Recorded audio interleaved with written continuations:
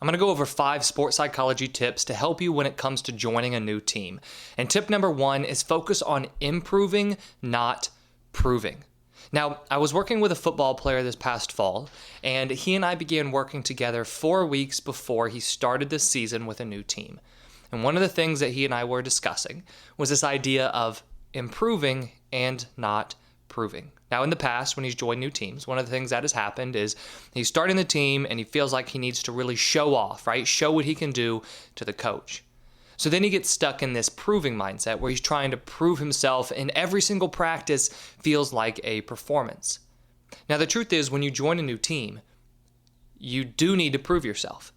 Coach is going to be judging you. Your coaches are judging you because they're starting to think, is he or she a good addition to our team? What's their role going to be? And will they be a starter on our team, or will they come off the bench, or will they come out of the dugout? So coach is judging you, right? That's coach's job.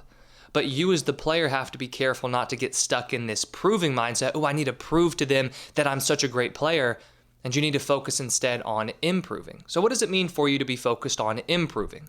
Well, it means you see practice for what practice is, a way to get better. You go to practice with an idea of, what do I want to work on today? Now, this is going to do a couple things for you. Number 1 is it will take a lot of stress and pressure away from practice. When you go to these new teams, you will feel stress, you will feel pressure. It's going to be nerve-wracking. There's no way that we can avoid that altogether. What we want to make sure of is that that pressure and that stress doesn't cause you to get tense and stiff and underperform, because that's not a way for you to show coach the type of player that you are. Instead, you want to go into practice thinking, yes, I'm in front of a new team. Yes, I'm in front of my new coach, but it's still practice, right? I'm still wanting to improve some part of my game. So go into practice knowing what you want to be working on that day. And then as practice continues, take feedback from coach, learn from your teammates, have this improving mindset, and just think every single day, I want to get a little bit better. Now, in coach's eyes, that's going to be fantastic, because when you focus on improving, you tend to show yourself more, a little bit more like your real self, because you're not trying to press and stress and force yourself to be a good player and force coach to think you're a good player. You're just focused on improving, and those natural talents will come out automatically. But also, when you focus on improving, you show coach that you have a really good work ethic, right? And you're coachable and you're there to improve, which coach is going to love anyway, right? So yes, you're being judged. Yes, you want to prove yourself to coach because that's the reason you're on the team. You want to be a good part of the team, and you want to get a lot of minutes. You want to get a lot of innings. You want to play. But you have to be careful, because when you join a new team, if you focus solely on proving, it's going to do the opposite. You're going to be too stressed, you're going to get tense, you're going to be stiff, and you'll probably underperform.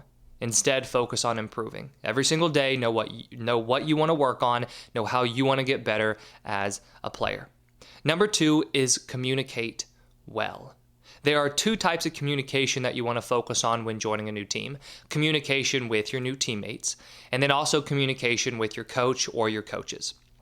Communication is so important because when you join a new team, it's not always the most comfortable experience, especially if you are joining a new team and you don't know anybody, right? So if you're joining a new team, let's say you're a freshman, right? Whether you're a freshman in high school or a freshman in college, and you're joining a new team.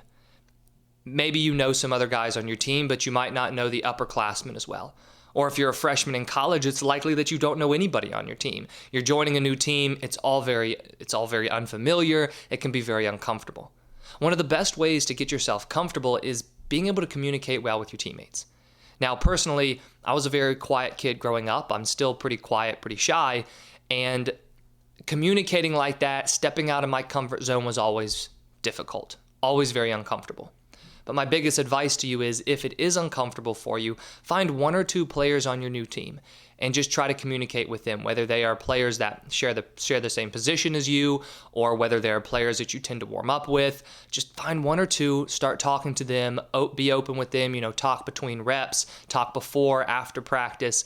Just try to communicate well. Because when you communicate with 1 or 2 people, that'll start opening you up to communicating with more people. And the more people you communicate with on the team, the more you feel like you are a part of that team, the more comfortable you get. And what's really exciting about this is when you feel more comfortable with your teammates, You're not going to be as scared of making mistakes around them because you're more comfortable with them. You feel there's more of a connection there. There's a better relationship there. And so it starts to reduce a lot of the fear that we'll see happen as you join a new team. The other type of communication is communication with your coach. Now, this one's going to vary greatly based on the type of coach that you have, right? So there's typically, there are a ton of different types of coaches, right? Tons of different types of personalities, but there's typically two types of personalities that I've seen with coaches. And one is the type of coach who likes to communicate with teammates or with his or her players on a personal level, right? So having friendly conversations before practice, during practice, after practice that aren't necessarily about the sport, but they just talk a little bit more like friends, right? They're still the coach. They still have the authoritative role, but they talk to you more like a friend, right? Just normal conversations.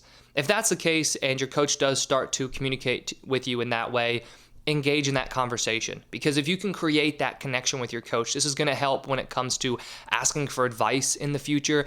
If you want to, or if you feel like something's off within your game and you want to improve, you're going to feel more comfortable going and talking to coach. So if coach opens up the opportunity for you to have that type of communication with them, absolutely do it. Now, this other type of communication with this other type of coach is also going to apply to a coach that's friendlier and wants to have those conversations. And this is a coach who doesn't necessarily have that same type of conversation with their players.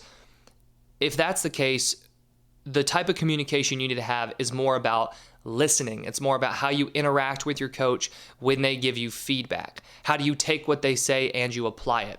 How do you communicate with them with your body language, right? Making sure that you seem excited to be there, making sure that you bounce back from mistakes well. If they get on you, make sure that you take it in a productive and positive way. So this type of communication is more about listening and applying what they say. Now, that's also going to apply to the other type of coach, right? Even if a coach is, chatting it up with you and you feel like they communicate with you in more of a friendly way, you still need to listen to them, right? You still need to seem like you are coachable. But communication is huge when it comes to a new team. I've worked with many athletes who have had poor communication and poor relationships with coaches and teammates, and it really works against their ability to be confident and perform their best. So if you are joining a new team, this is a fresh start and it's your opportunity to develop good communication skills with your teammates and with your coaches. Tip number 3 is to accept mistakes. Now, nobody wants to show up to their first day of practice on a new team and make a bunch of mistakes. Nobody wants to do that. But what's worse than showing up to practice on the first day and making a bunch of mistakes is showing up scared.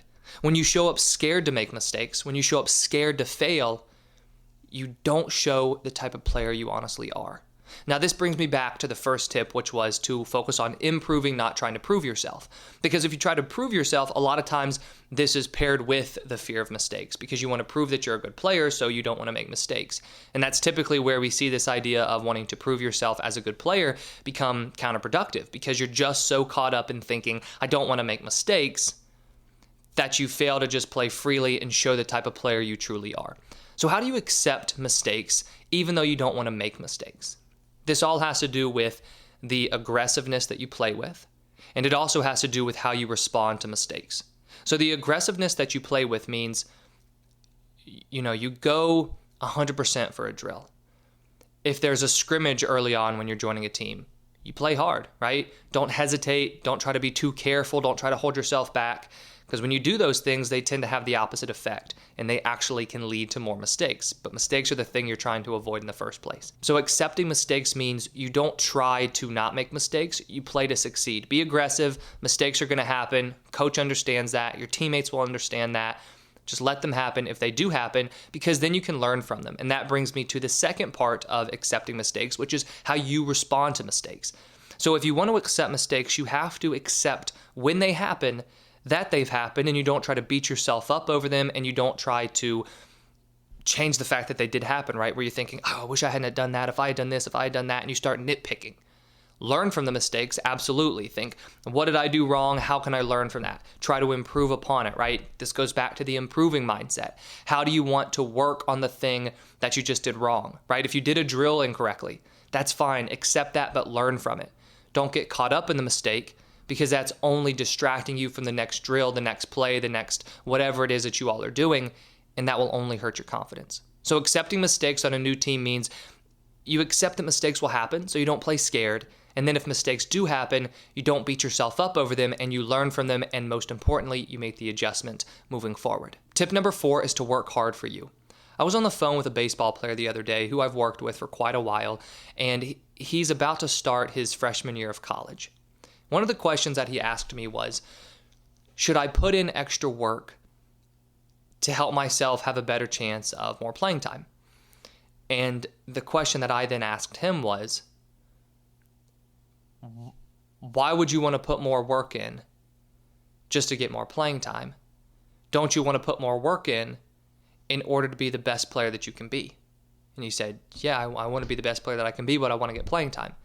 And so he and I then went on to talk about how, playing time happens, and most importantly, playing time happens as a result of what coach sees in you, whether it's the skills that you already have or whether it's the progress coach sees you make. So when it comes to putting in extra work, hands down, you put in extra work, coach sees that, they're going to admire you. They're going to think, okay, you're a really good player, really hard worker, and they're going to respect that. But above anything else, coaches are going to play the person who's the best player for them. It doesn't matter if you're necessarily the hardest worker, coach is going to play you if you're the most effective player for them. Sometimes that's a harsh truth. Now, that doesn't mean you don't want to work hard. It just means you need to make sure you're working hard for the right reason. Don't work hard so coach thinks that you're working hard so you can get playing time. Because then if you don't get playing time, you'll feel like, oh man, well, what's the point of working hard? And you won't push past that and work even harder in order to get better to get the playing time that you want. Work harder for yourself. So when you join a new team, don't do extra things for the sake of doing extra things so coach sees. Do the extra work because you want to be the best player that you can be. Do the extra work because you understand that the person who gets the most playing time is the person who helps the team the most, the person who's the most valuable, the person who's the one that coach trusts the most in that situation. That comes from practice. That comes from preparation. That comes from extra work. Don't do extra work to impress. Do extra work to improve. This goes back to the first tip that I gave you, right? Focus on improving, not proving. Don't prove to coach that you are a hard worker just for the sake of showing off. Improve, right? Focus on getting better. And to get better, you have to put in extra work. And that's what me and this baseball player were talking about, and he really took that to heart. And he's an incredibly hard worker, right? He works hard right now, and I said, look, you're working hard right now on your own. Why would that change when it comes to the school season, right? You're just going to keep working hard because you want to be a great player. You want to make it to the next level. Keep doing it for yourself, and then naturally coach will be impressed by that, and others will see you as a hard worker. Not because you want them to see you as a hard worker, not because you're putting in the work so that they think you're a hard worker, because you're putting in the work for yourself. And lastly, tip number 5 is to focus on having fun. When you join a new team, it's so stressful. It can be nerve-wracking. There can be a lot of fear that's there. It can be uncomfortable, especially if you don't know a lot of people. But above anything else, you're still playing the sport that you love. Have fun with it. When you have fun, it's crazy how much this improves your game. It's such a simple thing, but I've talked to so many different athletes. I've worked with tons of different athletes one-on-one. And one common factor, no matter if they have more of an aggressive mindset, more of a relaxed mindset, in any of it, it doesn't matter. When they play their best, they're having fun. It's the top mindset for peak performance, having fun and enjoying yourself. Now, what it means to have fun, right? What it means to enjoy yourself is different for everybody. Enjoying yourself for you might mean being serious, right? And so that might not look to me like you're having fun. It might not look to somebody else like you're having fun, but you are enjoying the focus. You're enjoying the hard work. Know what it is that you love about your sport. Know what it means for you to have fun when you play. And then focus on having fun. If you focus on having fun when you join a new team, this will take care of so many different challenges. There's not as much fear present when you're having fun. There's not as much anxiety present when you're just focused in the moment having fun. You won't try to prove yourself as much when you're focused on having fun, especially if having fun for you means working hard and improving as a player. Don't get caught up in trying to impress. Don't get caught up in trying to prove. Focus on improving. Work hard for yourself, right? Communicate well. But above all, just have fun when you're joining a new team. If you have any questions about this video or any other sports psychology topic, please let me know in the comments below. And please hit that like button and subscribe if you haven't already. I put out new videos each week on sports psychology and mental training.